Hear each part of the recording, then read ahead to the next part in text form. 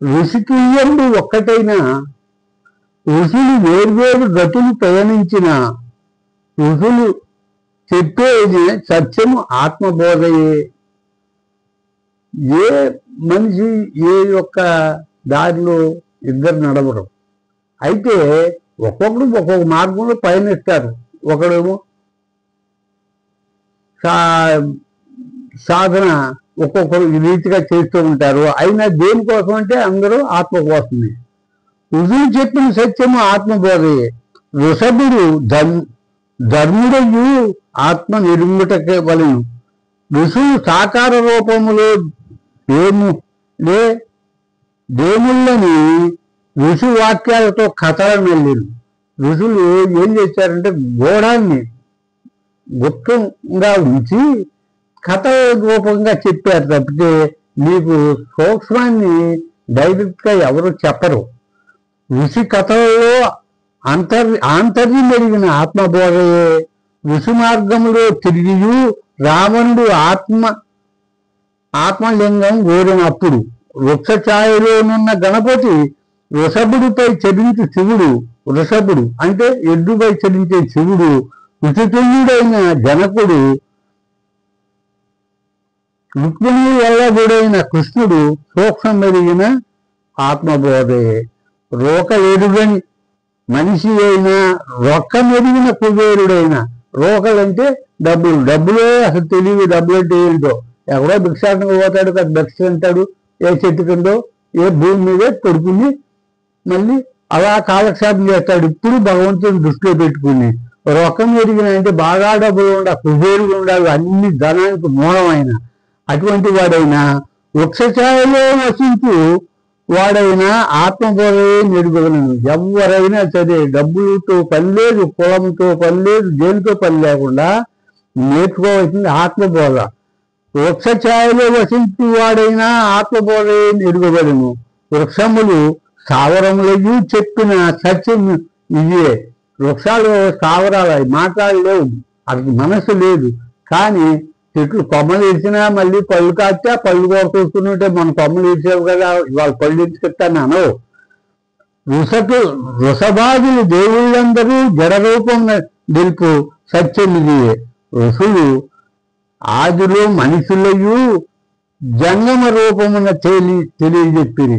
అది ఎలాగంటే మనం ఈ సత్యాన్ని, సత్యం అంటే భగవంతుడు, భగవంతుని చైతన్యం అని, ఆత్మ అని, జంగమం అని, శక్తి అని, ఇలా పలు రకాలుగా వివిధ రకాలుగా ఆయా దీన్ని బట్టి ఆయా స్థానాన్ని బట్టి మారుతూ ఉంటాయి. ఋషులు ఆదిలో మనుషులయు జంగమ రూపమున తెలియజెప్పిరి. రూపవతీను జడములు ఉరువగా నేరవతగ్గది ఆత్మబోధయే. మంచి అందగతి అయినా కూడా ఆఖరికి తను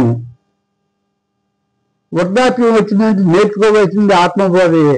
రోగాలు ఎంత పడ్డ మనిషి రోగంలో పాలై చచ్చి పుట్టును. నీకు డబ్బులు అనుకుంటూ డబ్బులు సంపాదించుకుంటూ చచ్చి మళ్ళీ జన్మ ఎత్తాల్సి వస్తుంది. రూపకల్పనలు మాని ఆత్మబోధన నేర్చుకోవాలి. నీకు రూపకల్పనలు అదని ఇదని ఈ కల్పన మానేసి ఆత్మబోధన నేర్చుకో.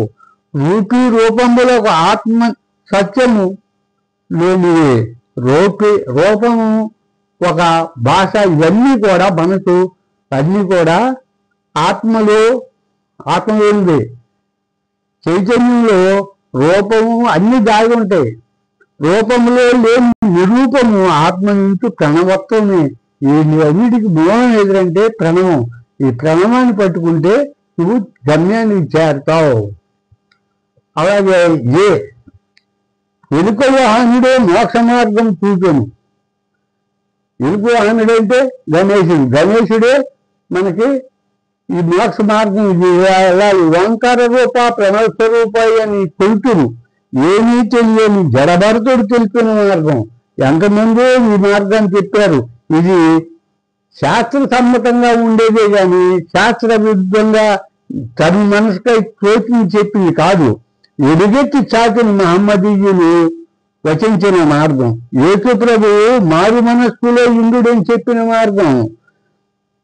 ఎరుకల్లో నుండి ఈ ప్రజలు ఏం చేస్తున్నారంటే యేసు ప్రభువు భగవంతుడు ఉన్నాడు, భగవంతుడి వైపు మీ మనసును మార్చుకోండి, ఎంత మటుకు గృహస్థాశ్రం ఈ బంధంలో విషయానంలో చిక్కుకోవద్దని చెబితే ఏసే ఉండని తెలుస్తూ మొదలెట్టారు. అలాగే రకరకాల మంటకులు ఎరుకల్లో నుండి సాక్షిగా నుండి బోధించిన మార్గం ఏ కోపుడేమి ఎవడైననేమి ఆఖరి నాతడే హరిమెరిగిన వాడన్న అన్నమయ్య చెప్పిన దారి ఎల్లేయాల యోహో అని కర్మ మార్గంలో రైతులు చెప్పిన బాట ఇదే. ఎవని జనించు జవమెవ్వని లోపల నుండి లేనమై ఎవ్వని ఎందుడిందు పరమేశ్వరుడు ఎవ్వడు మూల కారణందెవ్వడు అని చెప్పాడు పోతన. ఎరుకల వాంచే మెరిగిన అతనిని చెప్పేది ఆత్మబోధయే. ఎరుక రూపంగా అతివేలు మంగమ్మకు వెంకటేశ్వరుడు చూపిన తెలిపింది ఇదే. ఎరుపు తెలుపులతో కూడిన కాషాయం ధరించేది ఇందుకోసమే. ఏ చదువు లేకపోయినా చేరగలిగినది ఈ సూత్రమే. ఏ ప్రాణమైన శ్వాస నిశ్వాసలు లేక జీవించలేవు. ఏ మరపాటు లేకుండా శ్వాసప ప్రణవాన్ని జోడించవు. ఏ ధ్యాస లేకుండా నీలోనున్న దశ విధానాలని గమనించు. ఏర్పడుతుంది నీ జీవితం జనన మరణములు లేక. ఎక్కడి మానుష జన్మ ఎత్తిన ఫలమేమున్నది, ఎల్లవేళలా ఉచ్చరించు ప్రణవమే మోక్షం.